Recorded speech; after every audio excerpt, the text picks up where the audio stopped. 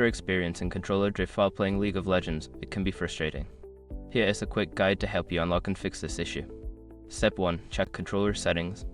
Navigate to the settings menu in League of Legends. Ensure that your controller is properly recognized and that the settings are configured correctly for your gameplay style.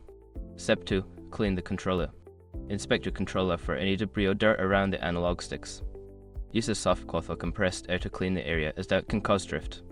Step 3. Update drivers. Make sure your controller drivers are up to date. Visit the manufacturer's website to download and install the latest drivers for your specific controller model. Step 4. Calibrate the controller. Access the calibration settings on your computer. Follow the prompts to recalibrate your controller, which can help eliminate any drift issues. Step 5. Test in game. After making the adjustments, launch League of Legends and test your controller. Play a few matches to see if the drift issue has been resolved. By following these steps, you should be able to fix controller drift and enjoy a smoother gaming experience.